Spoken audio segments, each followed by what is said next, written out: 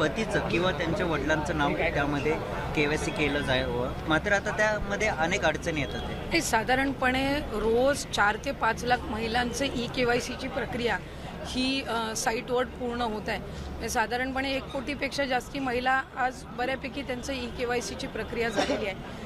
ज्यांच्या पतीचं निधन झालेलं आहे किंवा वडिलांचं निधन झालेलं आहे किंवा डिवोर्स असतील म्हणजे एकल महिला असतील, त्यांच्यासाठी आम्ही वेबसाईटवर एक ऑप्शनच्या संदर्भातलं एक वर्किंग करत आहोत की त्यांच्या पतीचं किंवा वडिलांचं जर निधन झालं असेल तर त्यांचं डेथ सर्टिफिकेट किंवा डिवोर्स झाला असेल तर ते डिवोर्सचे पेपर्स अपलोड करण्याच्या दृष्टिकोनातून हे आम्ही तिथं ऑप्शन्स तयार करत आहोत.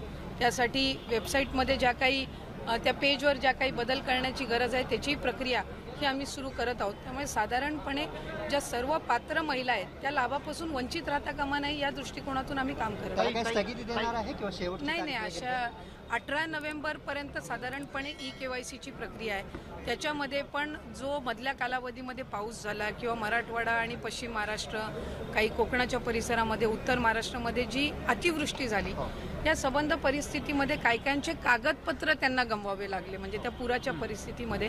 तर त्या संदर्भातला निर्णय हा आम्ही त्यांना एक्सटेन्शन देणं, मुदतवाढ देणं हे आम्ही निश्चितपणाने त्या ठिकाणी करू आणि कुठलाही पात्र लाभार्थी लाभापासून वंचित राहणार नाही याची दक्षता आम्ही नक्कीच. आता तुम्ही मतदान केलं आहे, पवार साहेब देखील